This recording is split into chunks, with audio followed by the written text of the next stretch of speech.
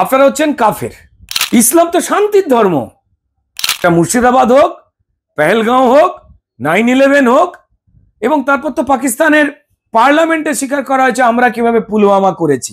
এই লড়াই 3-4 দিনের বেশি করা সম্ভব নয়। ইসলামিক টেরোরিস্ট গ্রুপগুলো বারবার যেটা করছেন, তারাও না কেমন মোহাম্মদ সেলিমের মতো হয়ে গেছে। এইবার যে প্রশ্নটা আসছে সেটা হচ্ছে যে একটা যুদ্ধ লাগবে, হই হই শুরু হয়ে গেছে, এই আজ লাগলো কাল লাগলো বলে যুদ্ধ শুরু হয়ে গেছে। এই পাকিস্তানের উনি হচ্ছেন সংস্কৃতির মধ্যে, তথ্য সংস্কৃতির মধ্যে তিনি বলেই দিয়েছেন যে একদিনের মধ্যে যুদ্ধ শুরু হয়ে যাবে, তাদের কাছে নাকি গোপন সূত্রে খবর আছে। এই যে যুদ্ধ আবহে হঠাৎ করে জগন্নাথ দেবকে নিয়ে আসা এবং এই গোটা দেশ জুড়ে একটা যুদ্ধ পরিবেশ তৈরি হয়ে গেছে, আজ বাদে কাল পাকিস্তানের সঙ্গে যুদ্ধ হবে। এখানে আসলে হাল্লা রাজাটা কি? দেখুন, হাল্লা রাজা হচ্ছে আমার নিজের এখানে মনে হয় পশ্চিমবঙ্গের শুধু নয়, বা শুধু কাশ্মীরের নয়, যেখানে পরিকল্পিত উপায় হিন্দু নিধন হয় সরাসরি, সমস্ত ভারতবর্ষের যারা এই উগ্রবাদী জেহাদি শক্তিগুলোর বিরোধী মানুষ, তারাই এবার তাদের প্রতিনিধিত্ব করবার সুযোগ দিয়েছে তারা নরেন্দ্র মোদীকে বিশ্বাস করে। নরেন্দ্র মোদী কিন্তু সেনাপতি মাত্র। আসল রাজা জেহাদি শক্তি এবং ধর্মীয় ইসলামিক যে মৌলবাদ, যা সারা পৃথিবীতে বিভিন্ন ধর্মের মানুষকে ক্রমাগত মারছে।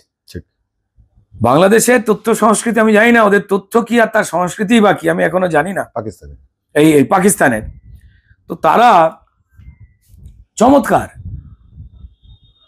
তো এদের তো কোনো মানে একটা তো খুব অনেস্ট নিয়ম নীতি রয়েছে। সেই অনেস্ট নিয়ম নীতিটা হচ্ছে যে জঙ্গি লালন করো।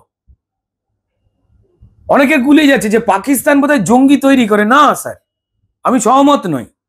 একটা থট, সেই থটটা হচ্ছে পৃথিবীতে একটাই ধর্ম থাকবে, সেটা আপনি হিন্দু হন, আপনি খ্রিস্টান হন, আপনি শিখ হন, আপনি জনজাতি উপজাতির মানুষ হন, আপনারা যেই হন না কেন,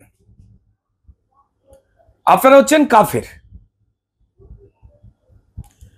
তাদেরকে হয় ওই যারা মারছে তাদের ধর্মে কনভার্ট করতে হবে, তাদের স্বীকার করতে হবে কলেমা পড়ে যে তিনি একমাত্র ঈশ্বর, পৃথিবীতে আর কারোর অস্তিত্ব নেই, এটা বলে স্বীকার করতে হবে।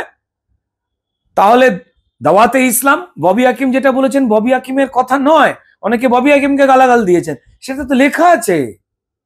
এবং এই কথাগুলোকেই ইসলাম ধর্মের নাম করে যারা এই উগ্রবাদী, তারা এই কথাগুলোর মার্কেটিং করে।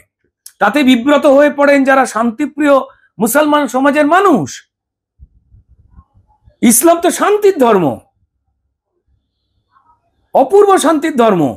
কিন্তু এই অপূর্ব শান্তির ধর্মটার মধ্যে, সেই ধর্মের নাম করে যারা এই সারা পৃথিবী জুড়ে মানুষ মেরে বেড়াচ্ছে, সেটা মুর্শিদাবাদ হোক, পেহেলগাঁও হোক, 9/11 হোক, এবং তারপর তো পাকিস্তানের পার্লামেন্টে স্বীকার করা হয়েছে আমরা কিভাবে পুলওয়ামা করেছি। ঘুষকে মারা, কিভাবে 30 বছর ধরে ভারতবর্ষের বিভিন্ন জায়গায় তারা হিন্দু এবং অন্যান্য ধর্মের মানুষদের তারা মেরেছেন, তারা তো নিজেরা স্বীকার করেছেন। পররাষ্ট্র দপ্তর, স্বরাষ্ট্র দপ্তর থেকে, বাংলাদেশের প্রতিরক্ষা দপ্তর থেকে স্বীকার করা হয়েছে। আমি তো বলছি না। তো তার বিরুদ্ধে বসুধৈব কুটুম্বকম কথায় যারা বিশ্বাস করে, এই ভারতীয় মাটির যে দর্শক, বাকিরা তো কেউ ব্যবসা করতে এসেছেন, কেউ ভালোবেসে বেড়াতে এসেছেন, কেউ বা ভক্তিতে বা ভয়তে ধর্মান্তরিত হয়েছেন, সেটা তাদের ব্যাপার। মজার জায়গাটা হচ্ছে এই লড়াইটা তারা করতে চাইছেন। তবে দেখুন, এই লড়াই যতই হোক না কেন, আমার দৃঢ় বিশ্বাস এই লড়াই 3-4 দিনের বেশি করা সম্ভব নয়। আপনি ভারতবর্ষের চেহারা দেখুন, আর পৃথিবীর 4 নম্বর সামরিক শক্তি, এবং যার পাশে 2 যুযুদান পক্ষ, চূড়ান্ত বড় সামরিক শক্তি যাদের পৃথিবীতে, আমেরিকা এবং রাশিয়া, তারা দাঁড়িয়ে পড়েছে। চীন পার্সিয়ালি দাঁড়িয়ে পড়েছে। কারণ চীন এই জেহাদি শক্তি যেটা ইসলাম ধর্মের শান্তির ধর্ম, ইসলামের যে শান্তিপ্রিয় মানুষেরা রয়েছেন তারা না বড় বিব্রত হয়ে পড়েছেন, তাদেরই সমস্যাটা হয়ে গেছে। লোকে তাদের ভুল ভাবতে শুরু করে, আমি বলছি ভুল ভাববেন না তাদের, কিন্তু তারা ভুল ভাবার জায়গাটা কি কারণে করে দিয়েছেন? এই যে হিন্দু নিধনে তারা না সোচ্চারে শোক প্রকাশ করছেন না, দুঃখ প্রকাশ করছেন না হিন্দু নিধনে, মানুষ নিধনে তারা এই যে চুপ করে রয়েছেন, যে ইসলামিক টেরোরিস্ট গ্রুপগুলো বারবার যেটা করছেন, তারাও না কেমন মোহাম্মদ সেলিমের মতো হয়ে গেছে। আমার মোহাম্মদ সেলিমকে অত্যন্ত ভালো লাগে। দেখুন, মারা যাওয়াটা বড় কথা নয়, মারা যাওয়ার পর বডিটা ভ্যানিশ করে দিচ্ছে মোহাম্মদ সেলিম। সিপিএম একটাও সিট পায় না, এই নিয়ে প্রচুর লোক অপমান করে, আমার এটাতে খারাপ লাগে। এ কি, ছোটবেলা থেকেই আমাদের বাবা মায়েরা শিখিয়েছে একে ওই বলতে নেই, তাকে তাই বলতে নেই, তো তাহলে ও রয়েছে তো রয়েছে। বারবার জিজ্ঞাসা, উনি খালি বলছেন সন্ত্রাসের কোনো ধর্ম হয় না, ধর্ম জিজ্ঞাসা করেই সন্ত্রাসীরা মেরেছে, তারা কালেমা পড়িয়েছে, তারা প্রমাণিত যে ইসলামিক আস্থাকে তারা বিশ্বাস করে। কিন্তু মুশকিলটা হচ্ছে উনি একবারও বলছেন না যে কয়েকজন উগ্রবাদী ইসলামিক লোকজনের জন্য পুরো ইসলামিক সমাজকে ভুল ভাবা ঠিক নয়। এই কথাটা কেন বলছেন না? কারণ আবার আমাকে বলেছে আমি নাকি হিংসা ছড়াচ্ছি, পোস্ট করেছে দেখলাম, মানে আমাকে কেউ মেরে যাবে। আসলে কি জানতো, লড়াইটা মানে মোহাম্মদ সেলিমের না সুজন চক্রবর্তীর বামুনের ছেলের উপরে এত রাগ, এটা ঠিক না। মানে বারবার এই মোহাম্মদ সেলিমের চেনা জানা লোকেরা মুর্শিদাবাদ থেকে শুরু করে পেহেলগাঁও করে দিয়ে যাবে, আর বামুনের ছেলে সুজন চক্রবর্তীর গা থেকে পৈতে খুলে নেবে, রক্ত বার করে দেবে, তাদেরই বারবার কাঁপা কাঁপা হাতে, রক্তাক্ত হাতে বলতে হবে সম্প্রীতি বজায় রাখুন। এইটা মোহাম্মদ সেলিম চাইছে, এটা ঠিক না। এটা এইভাবে মানে সুজন চক্রবর্তীদের নিয়ে ছিনিমিনি খেলা ঠিক না। রুদ্র যখন রাজ্যে ফেলেন, তাহলে আবার রাজ্যের প্রশ্নেই চলে আসি। এই যে একবার আপনি বলছেন, একবার রাজ্যের মুখ্যমন্ত্রী বলছেন যে দুধেল গাই, একবার বলছেন দুধেল গায়ে চাট খাওয়া ভালো, আবার তিনি বলছেন আমি হিন্দু, আমি জগন্নাথ মন্দির করেছি, আমি অনুকূল ঠাকুরের মন্দির করে দিয়েছি, আমি অমুক। প্রশ্ন হচ্ছে, এবার তো বাংলার যে 30% মুসলিম মানুষ যারা সত্যি মমতা বন্দ্যোপাধ্যায়কে বিশ্বাস করেন, ভরসা করেন, তাকে সঙ্গী করে এতদিন নির্বাচিত করে এসেছে, তারাও কনফিউজড হয়ে যাবে। না, একদমই না। মানে আমি ডিফার করছি, আমার বললাম যে আমার 30-40% বন্ধু মুসলমান। গতকালকেই প্রচুর বন্ধুদের সঙ্গে কথা হচ্ছিল। আচ্ছা, মুসলমান ধর্মের যারা মানুষেরা পশ্চিমবঙ্গে রয়েছেন, তারা যদি সত্যি মমতা বন্দ্যোপাধ্যায়কে ভালোবাসতেন, তাহলে ইমাম সাহেবদের 2024-এ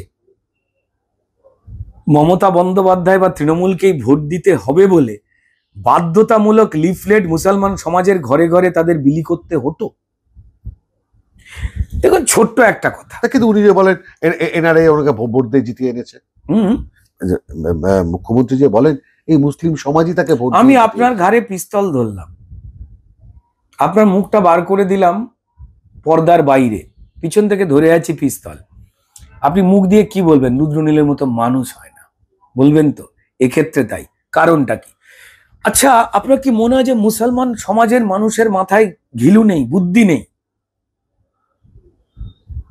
হিন্দুর যতটা আছে, শিখের যতটা আছে, খ্রিস্টানের যতটা আছে ন্যায় অন্যায় বোধ, আমার রাজ্যে মুসলমান সমাজেরও ঠিক ততটাই ন্যায় অন্যায় বোধ রয়েছে। প্রবলেমটা হচ্ছে ইমাম, ফাতোয়া। তার কারণটা কি? কারণটা হচ্ছে, এটা অনেকেই কনফিউজ থাকেন, ক্লিয়ার করে দেওয়া বেটার। আমরা হিন্দু হলেও আমাদের ঘুম থেকে উঠে, জন্মগ্রহণ করা থেকে ঘুম থেকে উঠে রেগুলার কাজ করা এবং তারপর মৃত্যুর সময় অবধি আমাদের পুরোহিতের হাতে নির্ভরশীল নয়। কিন্তু মুসলমান সমাজ চলে ইসলামে লিখিত আইন, যেটাকে বলা হয় শরিয়া, সেটাকে মেনে। যতই দেশে যাই আইন থাকুক না কেন, তাদের সম্পত্তির ভাগ হয় আর পরিবারের সম্পর্ক সেটা নির্ধারিত করে এই শরিয়া আইন, এবং এই শরিয়া আইনের নিয়ন্ত্রক ইমামরা।